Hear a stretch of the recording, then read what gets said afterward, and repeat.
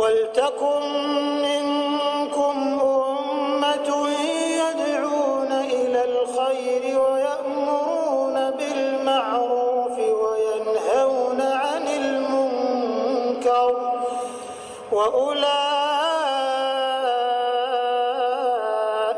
هُمُ الْمُفْلِحُونَ.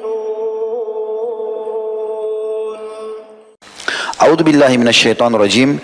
Qul hal yastawi alladziina ya'lamuuna wal ladziina la ya'lamuun.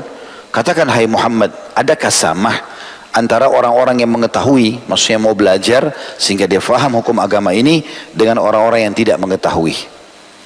Ya, subhanallah, tadi saya sempat berbicara sedikit sama Pak Farid waktu beliau mengatakan ada undangannya oleh pejabat pemerintah kita juga, tapi beliau mengatakan saya mau hadir dalam majelis ilmu. Sempat saya bicara di lift tadi, ya, maaf Pak Farid, saya sampaikan, saya sempat mengatakan sayang memang Pak, banyak sekali orang yang sibuk mengundang ustadz-ustadz dan para dai tapi mereka tidak hadir. Pikirannya yang penting sudah mengundang, selesai.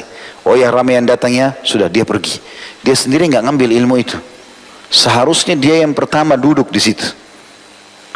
Tidak ada orang lain pun datang, dia sendirian mesti dia duduk belajar. Ilmu ini diduduki untuk dituntut walaupun oleh para raja, oleh para pengusaha, oleh orang pintar dan orang bodoh. Semuanya harus hadir dalam majelis ilmu tanpa harus melihat siapa yang berbicara, tapi apa yang disampaikan. Kalau qala Allah, qala Rasul, kita harus merasa haus untuk itu. Kata para ulama, ilmu agama ini dibutuhkan oleh setiap muslim lebih daripada dia butuhkan makanan pada saat dia lapar, lebih dia butuhkan daripada air dingin pada saat dia haus, lebih dia butuhkan daripada tempat tidur pada saat dia capek. Ini ilmu akan mengontrol dan mengawasi kita, mana makanan, mana minuman, mana tempat tidur, mana pertemanan, mana pendapatan yang boleh dan tidak boleh. Sehingga yang masuk hanya yang boleh saja oleh Sang Pencipta Allah dan kita akan selamat. Makanya di sini diingatkan, samakah orang yang belajar itu dengan orang yang tidak belajar? Dan saya tidak. Karena tidak mungkin ada orang teman-teman lahir sudah pintar. Harus belajar. Dan kata Imam Syafi'i rahimahullah, tidak akan pernah ketemu antara kepintaran dan memahami agama dengan pendeknya waktu. Artinya kalau orang cuma seminggu sekali, kayak kita sebenarnya sebulan sekali cukup lama. Tapi mungkin inilah waktu yang sementara kita lowongkan. Kalau hakikat dari menuntut ilmu harus setiap hari. Imam Nawawi rahimahullah setiap hari 13 kitab di 13 guru. Bagaimana habis waktunya untuk ilmu itu? Semuanya, tapi subhanallah dipenuhi oleh Allah subhanahu wa ta'ala kebutuhannya. Dan semua sebelum 40 tahun meninggal dunia, sama dengan ya, Ibnu Qudamah rahimahullah ini, di mana beliau menulis buku ini dan banyak buku-buku yang lain, itu meninggal belum 38 tahun, sudah banyak karya tulisnya. Allah subhanahu wa ta'ala berkahi, menjadi amal jariah buat mereka. Jadi tidak bisa kita bisa menjadi orang pintar tiba-tiba tanpa belajar.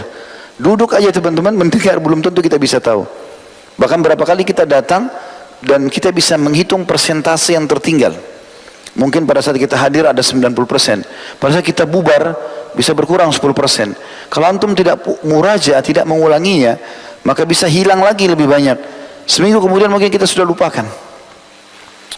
Maka ilmu itu butuh keseriusan, dan kita harus munculkan dalam diri kita kebutuhan terhadap ilmu itu. Tidak bisa teman-teman, ilmu itu kita yang butuh, bukan dia yang butuh pada kita. Makin kita menjauh dari ilmu agama itu, maka dia akan menjauhkan diri. Kita mendekat pun, maka dia akan memberikan sebagian dari dirinya, belum memberikan semuanya. Makanya para ulama mengatakan, kalau lowongkan waktu seluruh umurmu 24 jam, misalnya umurnya 60 tahun dalam untuk ilmu agama itu hanya memberikan sebagian dari dirinya, belum semua. Masih banyak yang belum kita ketahui. Dalil yang kedua diangkat oleh beliau, Allah subhanahu wa ta'ala berfirman dalam surah Al-Mujadilah ayat 11, ini dalil yang paling kuat yang harus kita jadikan sebagai judul hidup kita sebagai para penuntut ilmu. A'udzu billahi minasyaitonir rajim. Yarfa'illahu alladhina amanu minkum walladhina utul ilma darajat. Al-ayah. Allah akan meninggikan derajat, Allah akan meninggikan orang-orang yang beriman di antaramu dan orang-orang yang diberi ilmu pengetahuan beberapa derajat.